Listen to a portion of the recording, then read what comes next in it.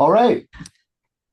Welcome, everybody, to the French proficiency tests in your teaching career information session. We're going to be talking about the different French proficiency tests that are required for educators here in Quebec for different job opportunities. So I'm Angus, and I'm here with Kim Porter, and we'll be going through this information with you today. So what is on the agenda? Yeah, I'm just going to present myself. I'm the Education Career Advisor. We're going to talk about the different exams required. We're going to talk a little bit about which schools require which exams. And then we're going to be sharing a few resources on how to prepare for exams. So like I said, I'm Angus. I'm the Education Career Advisor. You can see here how to get in contact with me. There's my email. There's my room number. If you're in the education building, don't hesitate to just pop your head in and say hi, but you can also book an appointment, and I can help you with individual career advising, career development workshops. I help to plan a lot of the career events like this one, but also like the career fair, the independent schools networking event, and recruitment information sessions. So I think before we pass on to the next slide, Kim, would you like to introduce yourself a bit so the students who haven't gotten a chance to meet you get to know who you are? So, hi everyone. My name is Kim Porter. I am the recruiter for the new Fronteirs School Board. We are a school board on the South Shore, about 20 minutes away from downtown, 25. Our schools start in Chateauguay and go all the way to the American border. We are a small board with a vast demographic.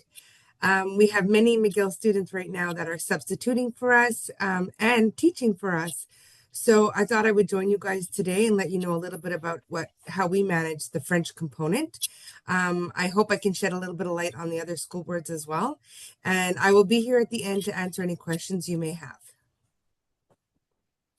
Great. Thank you, Kim. So without further ado, let's talk about which schools require which exams.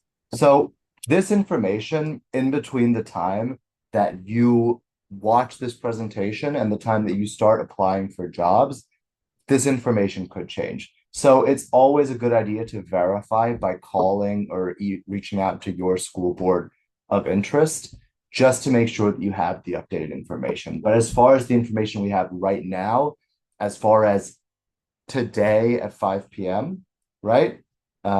This is the accurate information. So to teach in English in an English school board, there isn't an exam needed. But if you do want to teach in either teaching French in an English school board or teaching immersion, for example, at an English school board, you will be, or teaching in a bilingual school, you will be required to pass a French exam. So you can see here the list of some of the different school boards and which exams are required.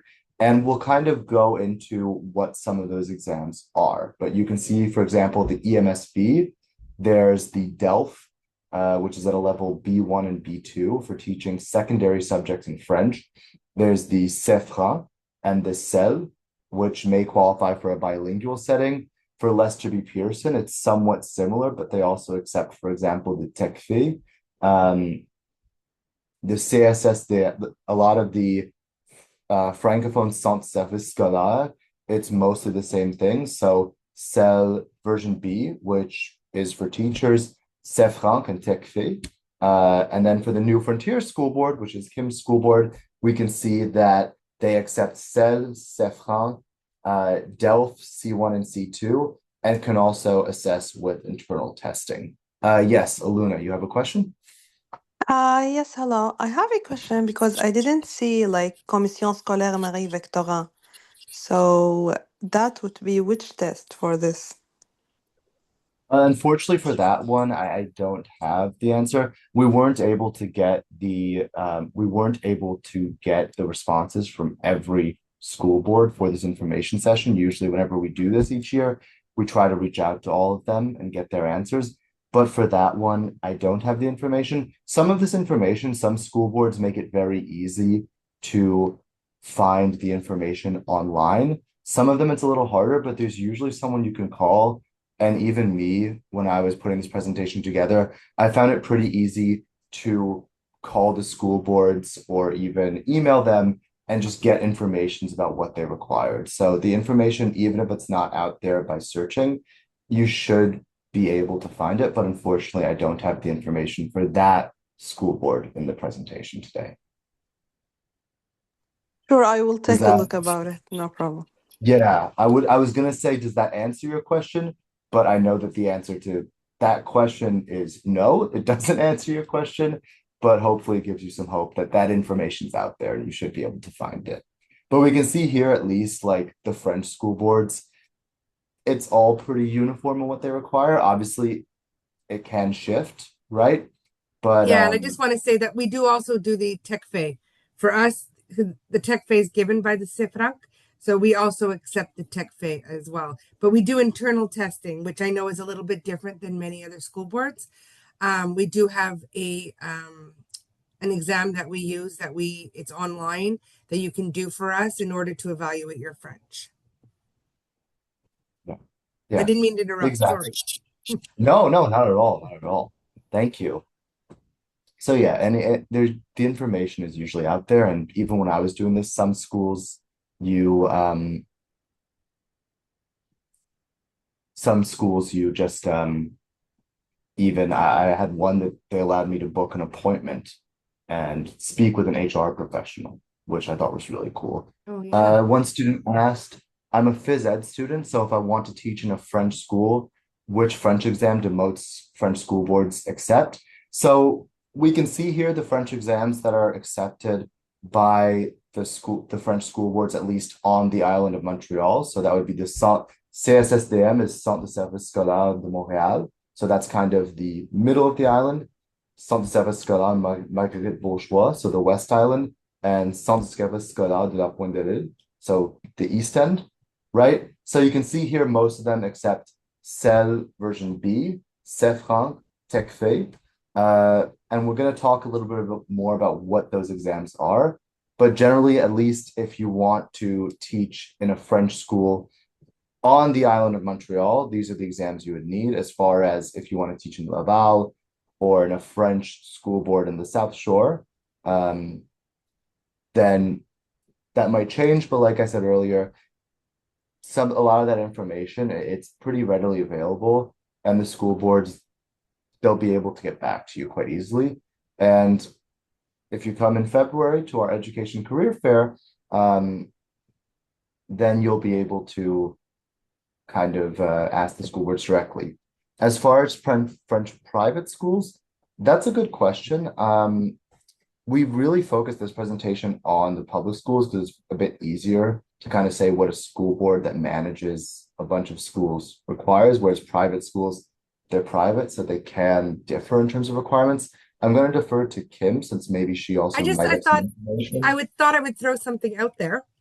Emily, if you're interested in teaching phys ed in French, many of the English school boards use phys ed as in French as one of the criteria to be considered as a bilingual program.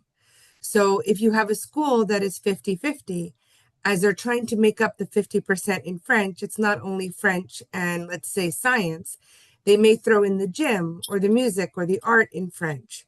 So an English school board, if you're going to teach phys ed in French, may not have the same strict rules if you're teaching French and English, if you're teaching gym in French, I mean. So you might, if you're looking at that option and you're worried about the French exams, you may want to look at the school boards that offer phys ed in French.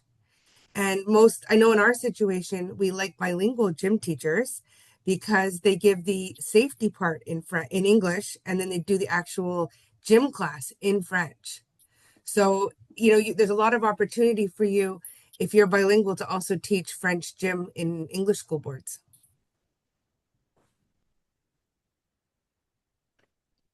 Amazing. Thank you so much. For the question about private schools, I'm curious, Kim, if you have any insider knowledge about that as well. From what I understand from the couple that I have worked with, when they're looking at français à la maternelle or they're looking at the secondary, they're also expecting, the high levels, the CÉFRANC, the TECFÉE. They're expecting, you know, the standard there. However, for the elementaries where the classes are sometimes bilingual, they may look at what your background is. They may look at, did you go to school in French? Did you go to a CEGEP in French? Certain things may tilt you in a different direction. And I would say if you're really interested in teaching in a French private school is to call up and ask to speak to their recruiter and see what their requirements are.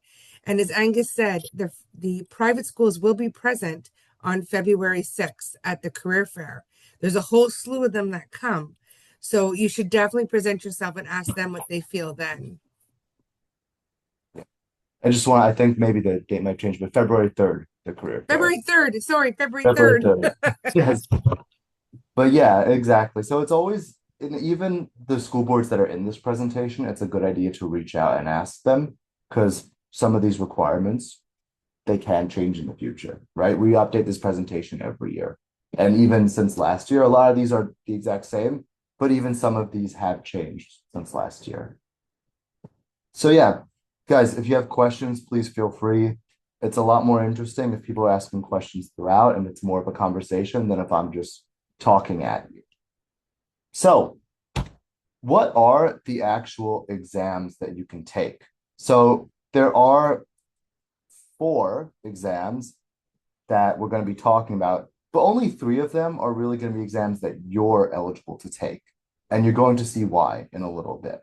So the first exam we're going to be talking about is the CÉFRANC.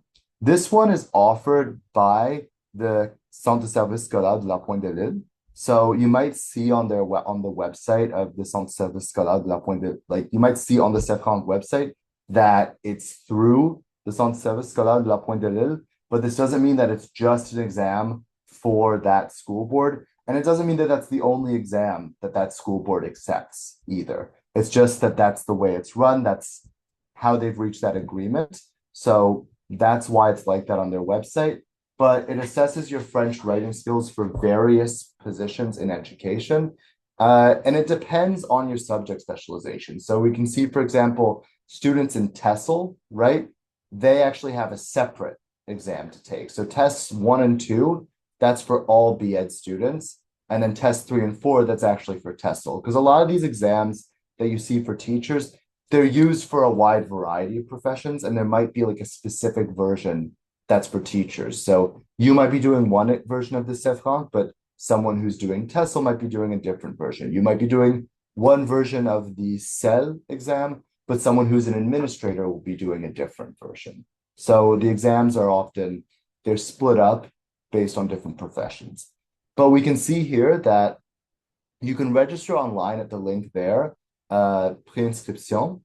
When I go to the website on my computer, for whatever reason, the form that it's supposed to fill out doesn't work. It might just be something with the McGill network blocking it. I'm not sure. But if not, they're very easy to get in contact with. I contacted them just to verify some information before this presentation. They got back to me the same day. So the first registration is $90. If you want to retake the writing portion, it's $60. If you want to retake the grammar, it's $50, right?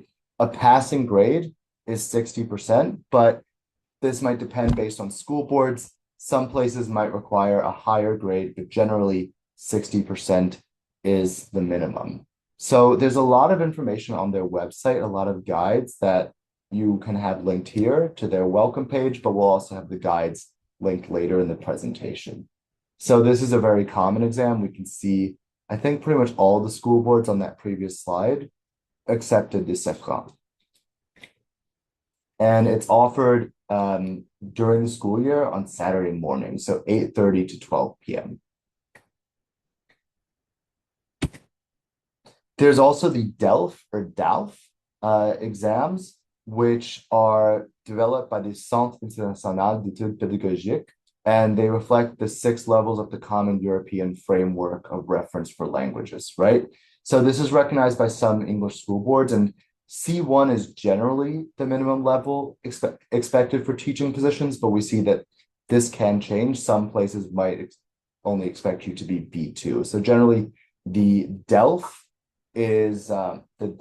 exam is up until B2, and then after that, it becomes the DALF, right? So we can see here that the website is linked there. But if you actually want to take the DELF or the DALF exam, the places where it's currently given are the Lester B. Pearson School Board and the Centre DELF DALF de la Cooper Academy, right? So when I've been on the website, Cooper Academy was the only one that I could see that had actual registration dates, but you have the contacts here at each institution who you can reach out to for information about these exams. And we can see here the cost. So it depends based on the level. So the higher level exams are $100 more. But each diploma assesses the same 4 competencies. So that's listening, reading, and writing. So each competency has a maximum value of 25 points with a minimum passing grade of 50 out of 100 points. So, but we can see here, obviously, it might depend based on the school board. So if you go back to the previous slide, you can see for the Lester B. Pearson School Board that some of what it requires is a bit higher than just the minimum. Kim, did you have anything to add? I want to throw in a little something. Once you guys start working, like let's say you decide that, or let's say it develops that you work for a school board and you take a small contract or something and you're eligible for PIC, which is professional development funds, you can actually contact the union and ask if they will cover the cost of these exams once you become a school board employee. So as an example, I have a couple of teachers this year that are working for me and they're on contract, and we are going to cover these costs for these exams so they can teach in secondary next year for us.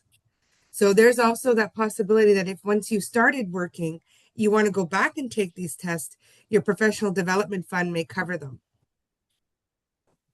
Yeah, that's an amazing point. And I think it's something that a lot of people aren't necessarily aware of, that when you're working somewhere, particularly somewhere with like a strong union and good benefits, there are a lot of things that you can get paid. So some of these exams, you might be seeing the price tag and kind of panicking and freaking out and saying, okay, well, I guess that's it for me for teaching in French.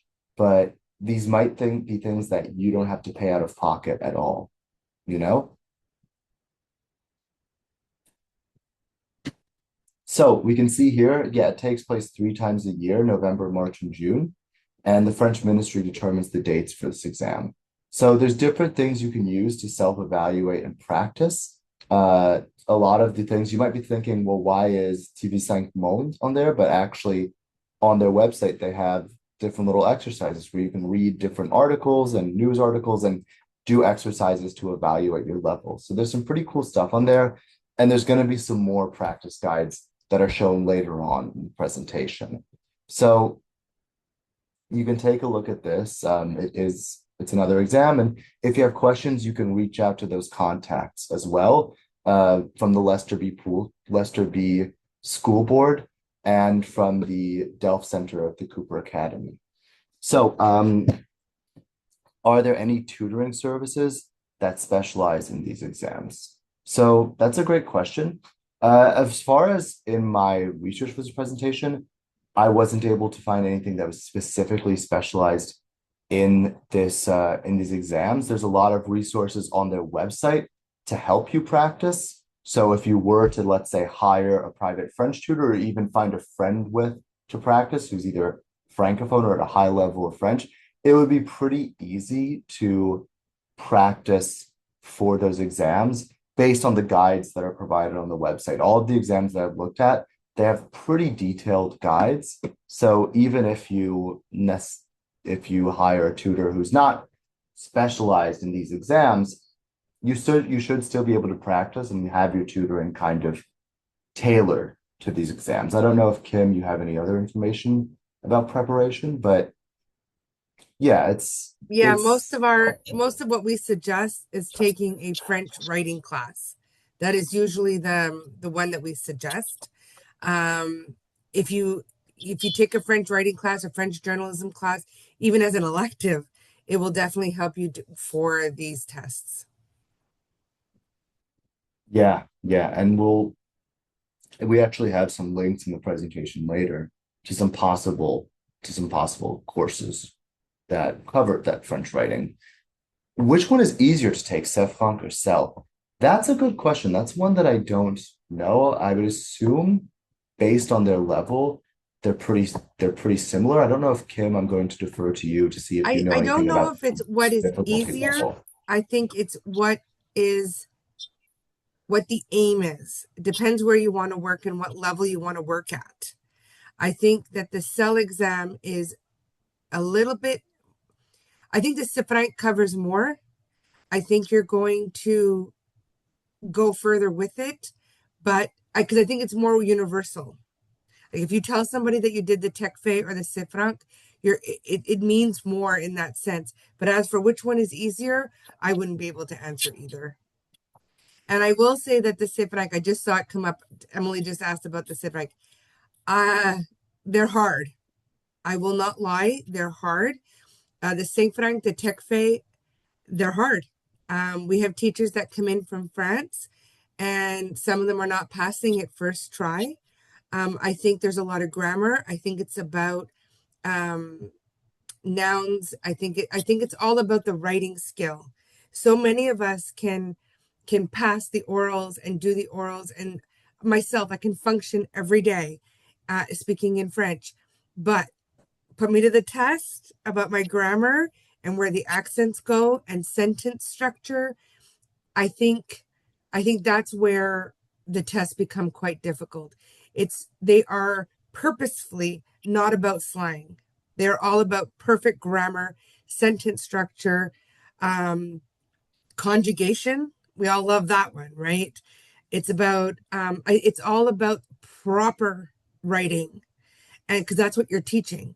So I think that it is really extremely difficult compared to what most of us have done, even compared to Français la maternelle, you know? I think it's just a whole other level. But it doesn't mean you can't do it. It just means you have to prep.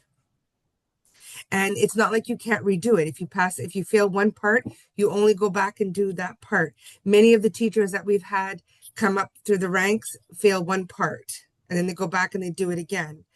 And so I would say don't get discouraged that it seems hard. Just get ready for it, right? And that's the big key, is that you're ready for it. I will share a little bit of a tip that I got when I was in CEGEP. Our French teacher said the way you want to learn French is by listening to the French radio in the morning. And he said, and when you start laughing at the jokes, you know you have it. And he said, and then start reading the French newspaper. When you start understanding the article you're reading without a dictionary at all, that's when you have it. So my suggestion would be to everybody who's going to write these tests, because they're so difficult, is listen to the French radio, watch the French news, read the French newspaper, do those things in order to help prep yourself, because it's just intimidating. It's not that you can't do it. It's just intimidating. Yeah, thank you. That's great advice. And I like that tagline of don't get discouraged, get ready. I think it's probably applicable to a lot of things in teaching. Once you do the exam, is it a forever certification, or do we need to redo it after a certain amount of time? Forever. Forever. Yeah. The TSL in French. Oh, teaching English in a French school board. Do you need it? Some of them, yes, right? Yeah. There's we could see here that I think it was for the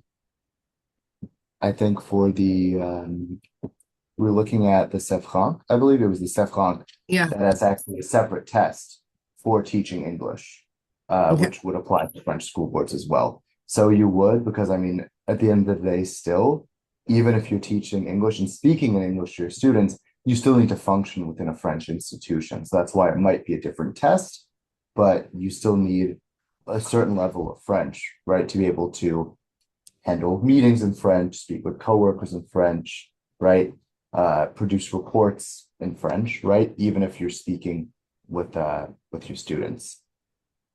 So the DALF is more recognized if I were to teach in Spain or in Europe, for example. So yeah, the DALF, it's universal. So that is one benefit of it. Yes. Great. Well, moving on. So the next exam we're going to talk about is the CEL, so the Service d'Évaluation Linguistique. which is offered by TELUC, which is affiliated with the Université du Québec system. So here we can see it's actually an online exam. So there's no real schedule for it. You can do it from home, and it takes 2 hours. There's part one is grammar, vocabulary, and punctuation and syntax. And part two is producing a 300-word letter or opinion text. So it's available online on your schedule. And what's nice about this too is that there is a preparation class that you can take for the exam. So that kind of replies actually to the question that I'm not going to scroll up to see who asked it, but that applies to the question that this one actually does offer a preparation class as well as a free prep manual. And for teachers, it's version B that you would be taking. But not all school boards recognize the CEL, as we saw. Like it seemed it's more common in the French school boards, but there are English school boards that recognize it. Like Kim mentioned, I mean, this is one of the tests that's also recognized by the new Fronteirs School Board, for example. So I will say though, I will just add that if you do this test, you'll have to pass an interview in French orally. Like, because this one being online is a little bit tricky with AI and all of that. This test is a little bit tricky for most of us to sort of, okay. So what we do is we ask that we will check it. But we will also do a French oral interview, just your interview in French. It's not like I'm testing your speaking, just we will perform the interview in French. yeah. So thank you. That's a really good addition of information because I don't think people are necessarily aware about that aspect of it. So yeah, because it's online, there might be an additional oral component. So you might Well, not now be for instance, yeah. the French test that we give now, it's online, and we ask that you come in and do it in-house. So yeah, because I think what happens is copies circulate on the web and stuff like that. So yeah. Yeah, like you said, especially with AI and all kinds of other technologies now, it's harder to kind of keep a check on cheating and things like that when it's That's it. online. We trust you, but Yeah.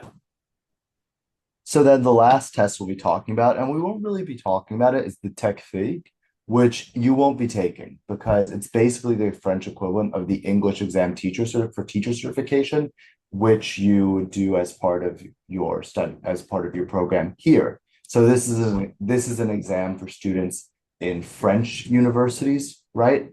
That they do as part of their studies. So if you're in an English university, this isn't an exam that you'll be doing.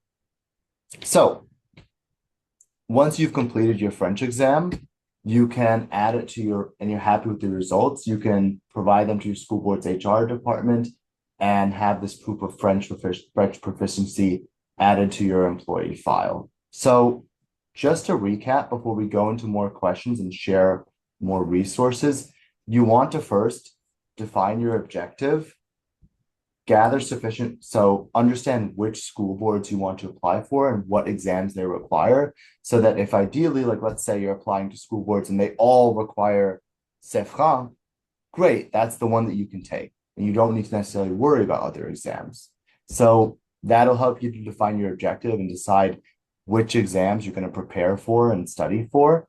You'll want to gather sufficient information on the exam before assuming that you don't need to study or also before assuming that's impossible to pass.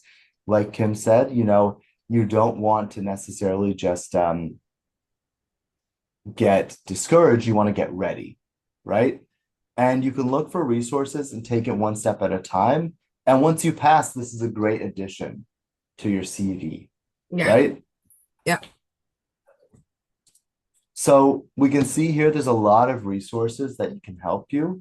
Everything from the Becherel, which is obviously the most popular conjugation website, to Allo Prof and Le Gilang. So there's all kinds of resources, and yeah, TV5 Monde.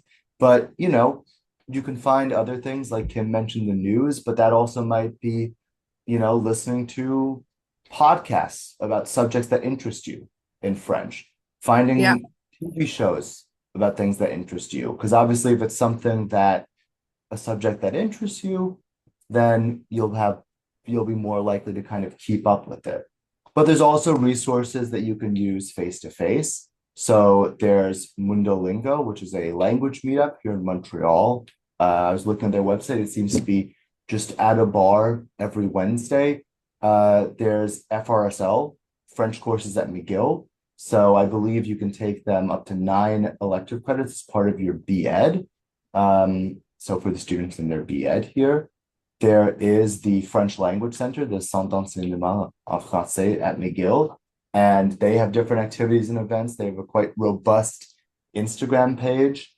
UQAM offers non-credit language courses each term, so you can take a look at some of those, and some of them are focused in writing. And at McGill, there's also, you wouldn't be doing this. This is more maybe something that would interest, let's say, the master's students in here who are looking to do this after their program, but there is the certificate of proficiency in French for professional communication, for example. So there's other French courses as well offered at McGill, let's say in the evening. So for teachers who have time to take an evening course. But then obviously practicing, speaking with your classmates, speaking with your coworkers. So during your field experience, maybe even if it's completely in English, but you're in a school where there are francophones, eating your lunch in the break room, talking with your coworkers, talking in French, other people in your life, whether it's even speaking with a stranger in a coffee shop or something like that. Don't be afraid to get out there and practice. I'm not from Quebec. And I mean, one of the main places that I learned French was in previous jobs, right? Because in previous jobs, I had to speak it, and it was kind of sink or swim. And once I learned to kind of not have that fear of making mistakes and speaking broken French for a while, it all got a lot easier after that. So you can see here, there's again, all those resources, various exam specific resources as well. So there's different preparation guides for the CÉFRANC, there's preparation guides for the DELF and DALF exams, and there's preparation options for the CEL exam. So there's a lot of information out there. Depending on what exam you want to do, there's always going to be resources at your disposal to practice, both resources specific to that exam and resources just to improve your French in general, whether that's written, like Kim mentioned, written's very important, conversational, everything from practice doing volunteer work in your community with people who speak French, to listening to a podcast on hockey or fashion or whatever subject that interests you in French, to actually taking courses, right?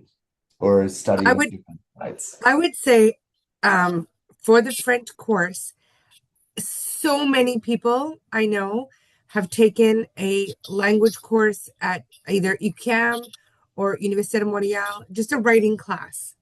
And if they know why you're there, there's no judgment, there's no nothing. They're just helping you figure out conjugation and writing and sentence structure and the masculine and feminine. That's one of the hardest things we do as Anglophones, is learn the feminine and masculine of words that are neutral for us, right? And learning which way an accent goes. And I think that attending a class where you're forced to sort of do that written part is really, really something when you're going to go write this CÉFRANC, or, that one is really, really big. If you're going to write the DELF and you have the oral, again, I would say, like we were just discussing, listening to the podcast, listening to the news, your favorite show that you watch, whether it's Schitt's Creek or Friends or anything that you watch, go and watch it in French. Yes, it'll bug you that the lips don't match the words, but go watch it in French, and it'll tune your ear to hearing it, and to use and to have the everyday lingo that you use when you have to do the oral. So if you're going to do DELF, I would really suggest that whole listening to podcasts, watching the TV, listening to the radio. If you're by yourself, repeat a word that you've heard for the first time, little things like that, or pronunciations on words. But for the written part, and we were saying before, just be prepared. Just everybody, so many people don't pass the first time, but it also means that if you don't pass the first time, you know what you're going into the second time. There's no surprises the second time. You know what you missed and you know what you have to work on. So, try it, do it, get prepared. Don't be shy not to do it, because being able to teach in French, even at a junior level, even at a primary level, it's going to open up so many doors for you. I have teachers who are bilingual who are teaching grade 3. They have both sides of the class. They've got the English and the French. So, and if you have a 50% workload somewhere and the school says, well, I have a 50% English and a 50% French, and you say, I can do both, that is, that's where you're going to get your foot in the door. It's going to be little things like that. Teaching art in French, teaching gym in French. Being bilingual is going to be the biggest asset you have breaking into the field. Yeah, yeah. Nothing to add for me there, but I will say that a lot of the overdubs in French, you might not want to, but honestly, the actors, the Quebec actors for the overdubs are very talented. Like The Yeah. Simpsons in French, talk to any Quebecer about, they will tell you how much better their version of The Simpsons is. And I don't wade into the argument, but I will say Yep. it's pretty top notch, the Quebec overdubs. Yeah. And it'll get you just used to it, and you'll learn sentence structure and different things that you're not used to using. But like I said, if you guys are even thinking about writing the French exams, it already means that you're well equipped in your world. You just need to figure out the pieces that they're going to be asking you. And those prep exams, those, the copies that are available for you to try, do all that. And I'm telling you, please don't walk into it blind. Go look at what's available to you to research, to try, to study from. Do all that. You'll go in prepared. And who knows? You know what? We talk about not passing the first time, but you may pass the first time. Some people do, but you have to be prepared. Even like as they say for the English exam, people say to me, "Oh, I'm not worried about it." You should be ready. So just, if there's anything we can do to help, you let us know. But it's not out of your reach. It's not out of your reach. It'd be fun to see you guys all become, bilingual teachers and do what you really want to do. And I will say here too, because we asked you guys some questions before, so I can see the breakdown. I was surprised by the amount of U1s in this presentation. I mean, they might not be in your classes, but if you attend events, you kind of keep in track with like the Education Student Society, or I know that you have in the Education Student Lounge, you have your little bar night once a week. If you make friends with some of the older students who are in their U3, U4s, then these might be people who will be writing French exams very soon before you, who you can then ask, like, hey, you teach here. What was your experience doing this exam? Could you help me? Right? So for those students here who are very early in your program, it's great that you're thinking about this right now. It's really great. And there's ways that you can make friends with some students who are maybe further along, so that later, once those students do the exam, they can help you, you Yep. know? Are there any questions? I know that we doing a lot of talking, so I'm curious to hear from you guys if you have any questions or anything you've heard. Yes, Maria. Okay, I'm not sure if you guys will be able to answer this. I know for the Lester B. Pearson School Board, there was a new, I don't know if how to explain it, but basically once you pick up a French contract, they give you 2 full years to pass the exam. No. And if you don't pass the exam, you could no longer pick up a French post in your career. So I don't know if that's new information to you guys, but I just wanted to know if it's like that in other school boards. And if it is, before I take a contract, let's say, and I take it like I haven't graduated and I'm starting to take, let's say, the exams now before I even pick up a contract or whatever. Like, is there a limited amount of times that you could take the exam? Or is it just like as many times as you do, and then until you pass the exam, then you pass the exam? I don't know that answer. I don't know how many times, I don't know how many times you're allowed to rewrite it. I know that we've had a couple of teachers rewrite one particular section a couple of Okay. times.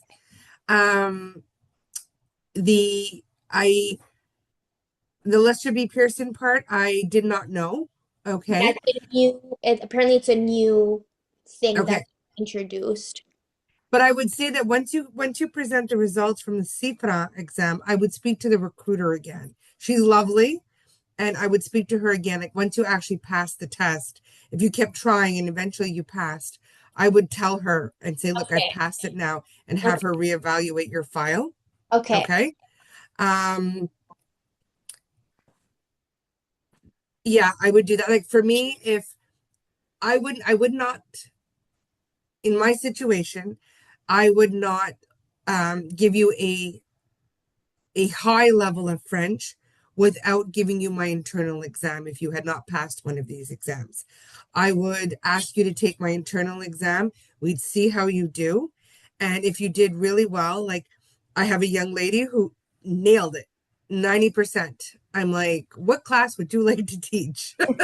So, so in my situation, I would give you an exam to see where you are. If you did so, I may just say, okay, well, then you're not really okay to teach grade 5 and 6 or grade 7 and 8, but you could teach grade 1 and 2, right? Okay. Like, based on the test results.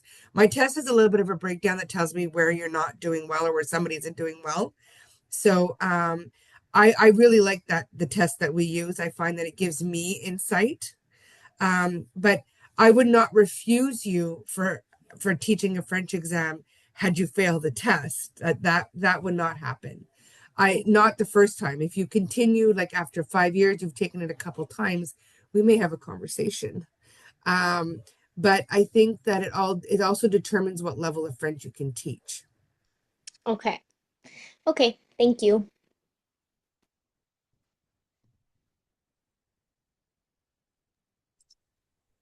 There was another question in the chat that said, I don't need to do all I don't need to do all 3 or 4 of these exams to work in a French school board. We only need one of the exact exams. Yeah, exactly. They're not gonna, no school board's gonna ask you to do 2 separate exams. You just have a choice of which of the exams to complete. So ideally, you'll write an exam that qualifies you to teach in a lot of this, in most or all of the school boards that you're kind of targeting. Yes, Emily. My question is also I'm sorry I've been bombarding the chat with questions all meeting long. Okay, So it's all good.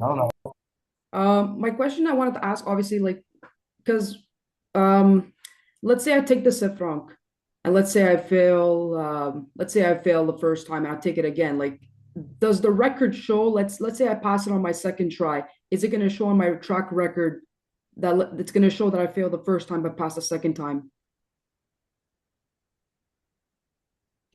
Not unless you provide that information. Okay, Because so on a CV, they don't care if they say, "Oh, I failed the first." But usually, yeah, schools I'm just look trying at- to think. I've had people hand in the results, but they've never handed in, like, I don't think I've ever seen a document where somebody has failed unless they send it to me to say they tried. You know what I mean? Like I had somebody fail last week. She failed one part, but not the second part.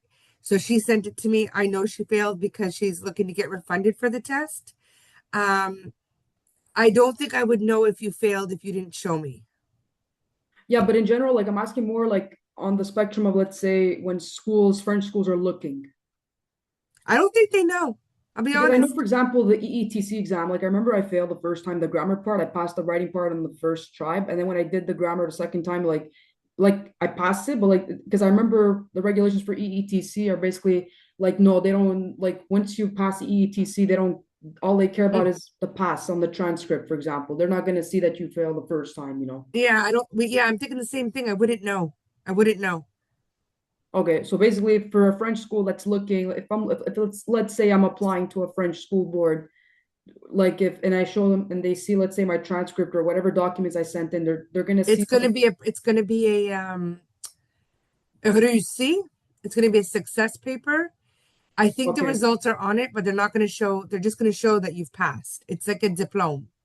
okay, so it doesn't show, let's say, if I failed the first time and I passed the second time. No, no. Okay. And honestly, I want you guys all to really truly know that the school boards know that, you know, half the people don't pass the first time. It's a tough exam. So you just, you know, don't take it personally. Don't get discouraged. Please don't get discouraged. Also, I want to ask, like, because we looked at these 4 exams, if you guys had to rank the hardest to easiest, how would you rank it? I know it's a dumb TECFÉE. question. TECFÉE. TECFÉE is the hardest? Yeah. Then CÉFRANC? Yeah. And then SCL or DELF? Yeah, I'm going to say in that order. Yeah, that would be in my professional opinion, from what I've seen. I mean, I have not written them, but I would say by my professional opinion of what I've seen, I would say it's TECFÉE for sure first, and then it's the CÉFRANC, and then it's the CEL. Well, when we're talking about like the hardest part, like you're saying that for CÉFRANC, for example, is it basically the writing part that's the hardest, the grammar part, or is it a combination of both? It's a combination. Everybody has their strong points. Like everybody has their strong points, what they're most confident in doing. I just think the hardest part, honest to God, I think the hardest part is the grammar part of all of it. I think the grammar, the conjugation, the sentence structure, I think that is the most difficult part for an Anglophone going in to write these exams. If you are a Francophone going in, I think you have to curb yourself from the slang, the way it sounds in your head versus how you're expected to write it. I think there's a very different curb. But I think as Anglophones, we struggle with the conjugation, we struggle with the sentence structure. We don't, what is said in our head necessarily isn't what's going to be on paper.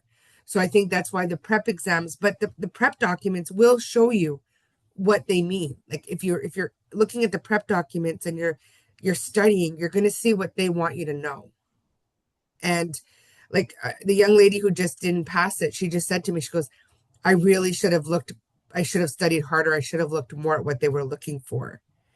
And that's the thing. It's about the grammar, the punctuation, the sentence structure.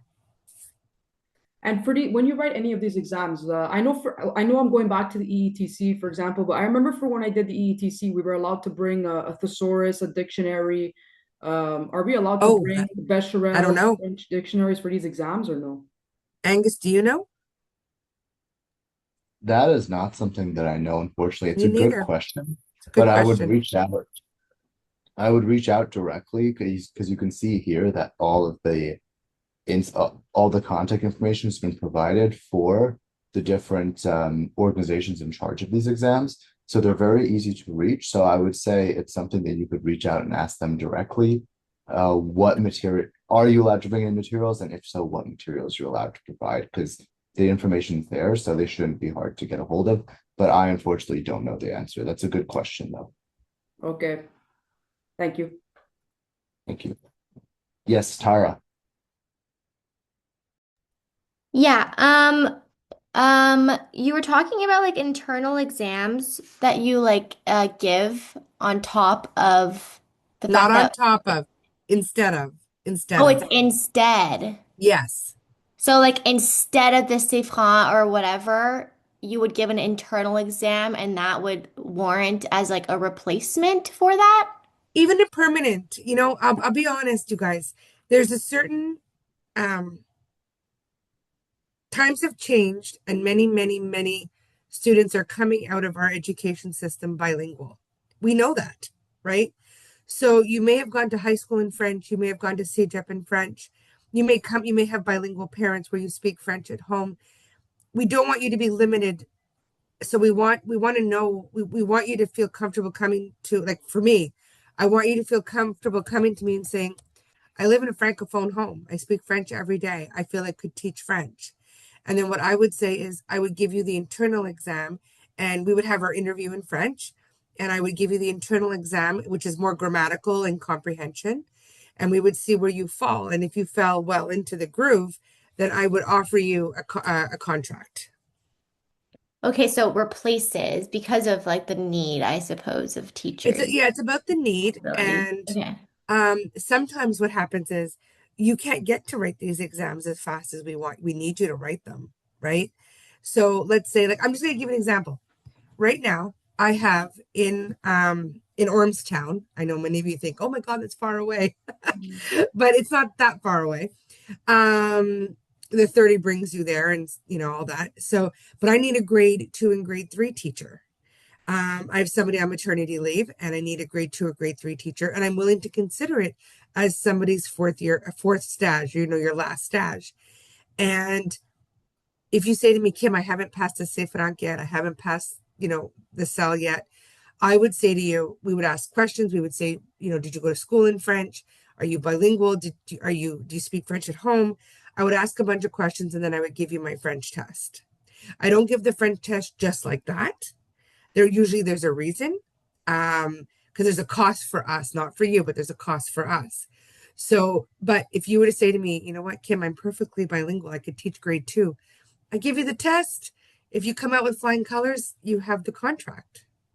Okay. We're not looking to put barriers, like in the school board that I work for.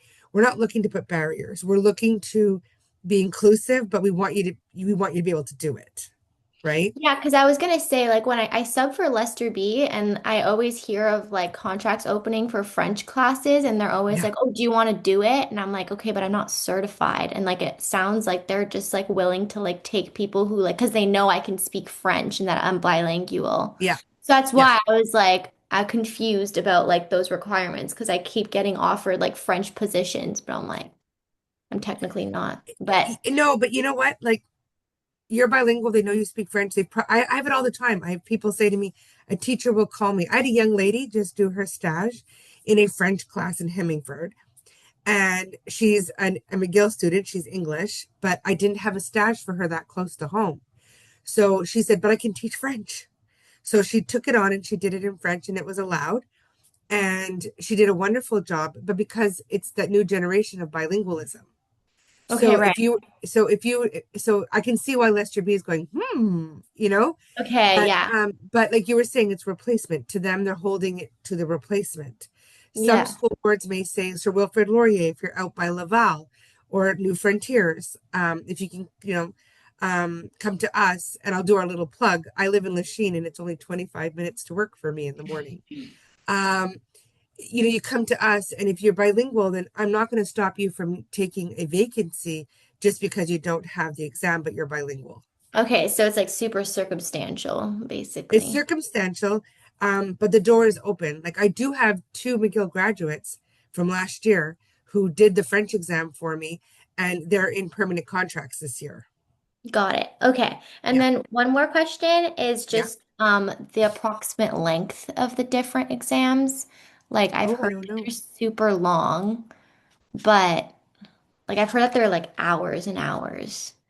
I But think so. The DELF, I know that the DELF, what they do is they bring you in. And I think the DELF is the longest. You can correct me if I'm wrong, Angus, but I think the DELF is the longest. I think that DELF brings you in because they bring in different people. They do it over a couple of days, and they test at different levels. I think the DELF is super, super long, but it is the one that's recognized across the world, right? right. So and then I think the other ones are 3 hours at a shot. Yeah. I think something like that. CÉFRANC is morning from 8:30 to 12:30, so you prepare to have a whole morning for it. That's quite long. CEL would be the shortest because that's 2 hours. Okay, perfect. Thank you. Yeah. Jennifer, just a quick note, Jennifer. Yes, you don't need to pass all the exams. You need to pass the CÉFRANC or the TECFÉE or the CEL. Like, it's not all of them. It's just one of them.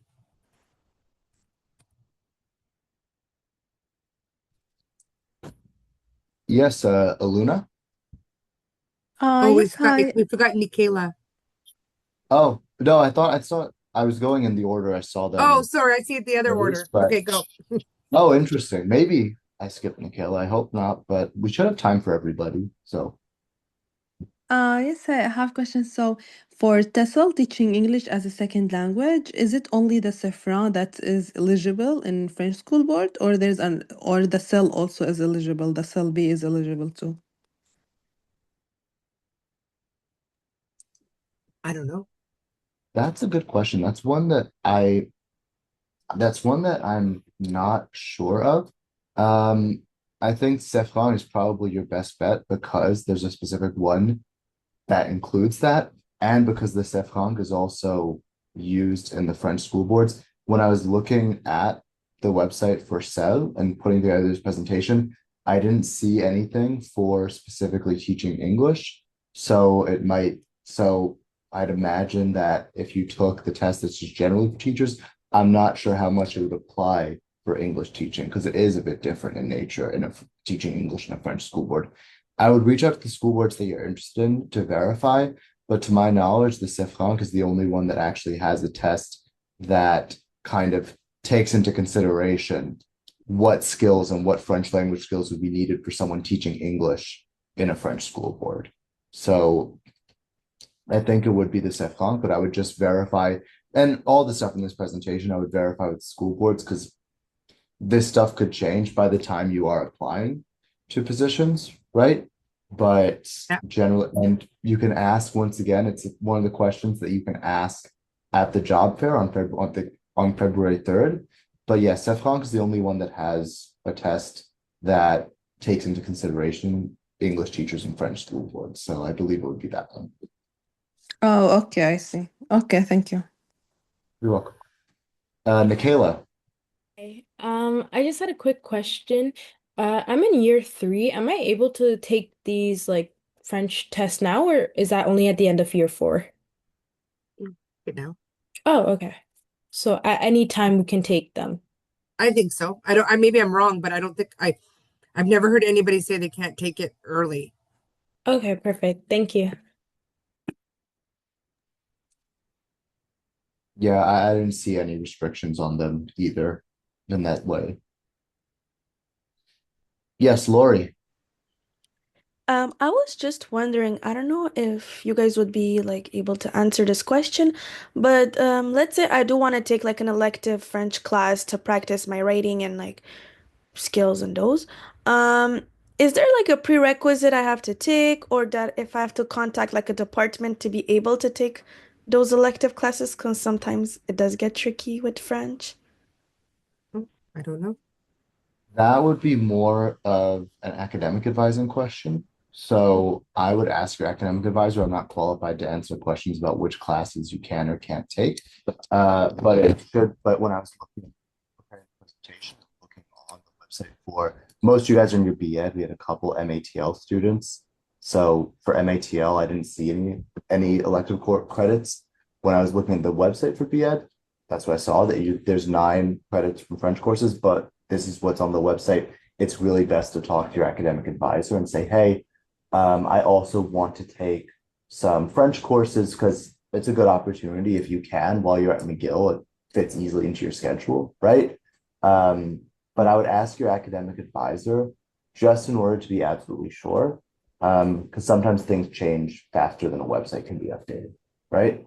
I would ask them, but even sometimes you might be able to, I mean, this is not like me saying absolutely yes or absolutely no, but sometimes it might even be something that you can take like just extra courses that aren't a part of your program, but in addition in the summer in French. And as far as prerequisite requirements for French courses, generally, I mean, I believe the prerequisite would just be, it wouldn't necessarily be a prerequisite environment requirement, but they would place you into the course based on where your language level is at, you know? So if you already speak French at like a B1 level, they're not going to put you in elementary French, right?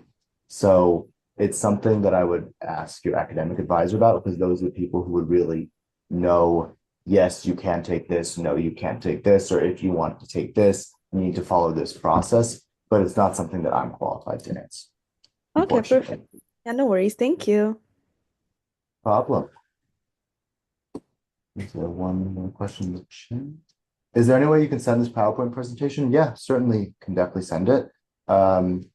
I also, we will be, like I mentioned, this will be uploaded at some point to the ISA YouTube channel as well. So the presentation plus all the extra information from your questions will be accessible. Emily, do you still have questions? Your hand's up, or was that? Yeah, I actually have another question. It's kind of to piggyback on the previous question that was asked by Nikayla. Because I'm technically this is my final semester technically, and obviously I'm not going to be getting my diploma until convocation of May 2026. But if I were to take, because obviously I'll be done with, I'm finishing up now in December. Do these exams have to be?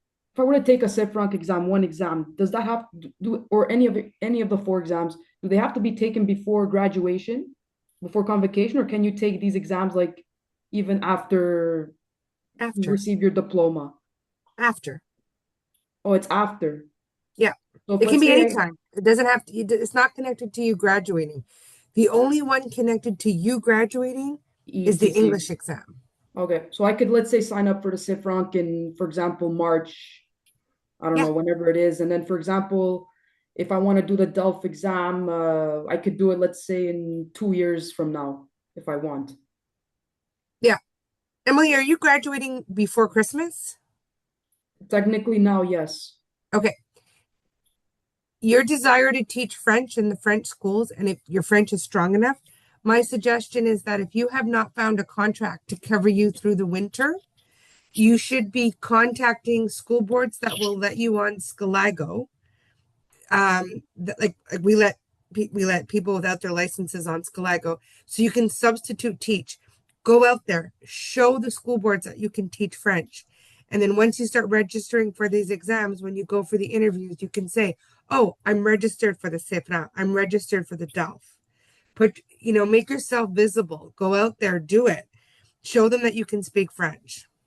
Okay. Well, technically, yeah, because once I finish now my courses and my final grades have been submitted and all, like, and my transcripts are whatever finalized. I mean, I'm planning to obviously apply for the brevet, and then obviously like the plan is for me because I do already work as a coach in high school in EMSB. So the principal at that school says, look, once you have your brevet, send it to me, and I can give you I can even apply for the EMSB wide sub card right away, anyways.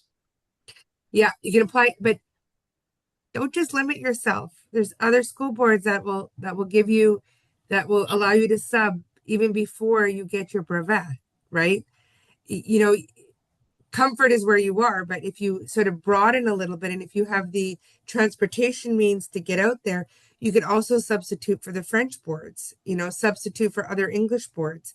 Depending on your transportation, get out there, get yourself seen, you can do so much once you graduate. You don't need to wait for your brevet. I know that many school boards, once you say you finished and you've graduated, they know it takes time for your brevet to come in. So you should also follow up with your HR department at English Montreal School Board. It's Nikki Guskos. You should be following up with Nikki and telling Nikki that you're graduating and that if anything opens up that you're interested. Okay, so basically the short answer to my question, basically I don't have to do any of these exams before convocation. No. I could even do it even after graduation. Yeah. Okay. All right, thank you.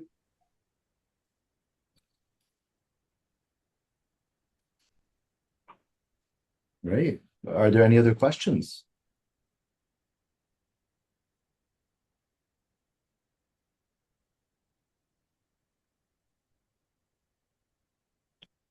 None? Well, if there aren't any, I'll leave it for a second, but I hope everybody, you all thank Kim for coming and joining us today and providing a lot of really, really useful and relevant information. I think everybody's a bit more prepared now to kind of take on this additional step in their teaching journey and, kind of expand their horizons, expand their opportunities, right? Because it is very useful, right? You're limiting yourself if you can only teach in English, if you can teach in French, then there's just that much more opportunities available to you. And you guys, I just want to remind everybody that those of you who are graduating now, and then those of you who are graduating in the spring, And I know that some are looking for, your final internships, or you're looking for subbing. Look at everything that's out there. We do have leaves that happen, medical leaves. We have LOAs. We have maternity leaves that turn up. Always make sure that, the schools that you love subbing at or whatever, they know who you are, and put yourself out there and let them know that you can sub in French. It's amazing that there's so many of you in the new generation that can do subbing in both languages without missing a beat. Take advantage of that. Be out there. Let them know. Let the secretaries in the schools know that you can do both. Put yourself on their radar. Like one of you, I've already met one of you before by the names, and I know you're bilingual. I didn't know you were bilingual before. Put yourself out there as subs for French. Don't just, I know that with McGill, it means that you're taking English internships and English stages and all of that, but let them know that you could also do it in French, especially for substitution. It'll open many, many doors for you. Many, many doors for you. I'm going to put my email address. Somebody's asking for my email address. Okay. So be out there, and I will be coming by. I was going to discuss this with Angus. I will be coming by with a small little booth in the new year, because I know you guys are done now. In the new year, before the career fair, I'll be in the hallway at the education building, and I will be at the education fair. So if any of you have any questions about teaching French for New Frontiers, please feel free to stop by. And I did put my email address in it in the chat if anybody needs it. Don't be shy to ask questions. We're a team. Like, even if it's not my school board, I will direct you to the right person in the right school board. We want you to stay here. We want you to teach. We want you to become part of our, working families and everything. So please don't be shy to reach out to me, and I will direct you in the right way as best as I can. Thank you. Well, I think that's a perfect note to go out on. So I hope everybody has a nice and relaxing evening. I'm just going to put in the chat the link. So to book a career advising appointment. So if anybody is interested in doing that, please don't be shy. And thank you so much, Kim, for joining us today. And thank you everybody else for joining and asking so many great questions. Yeah, you guys had great questions today. All right. Goodbye, everybody. Bye, everybody.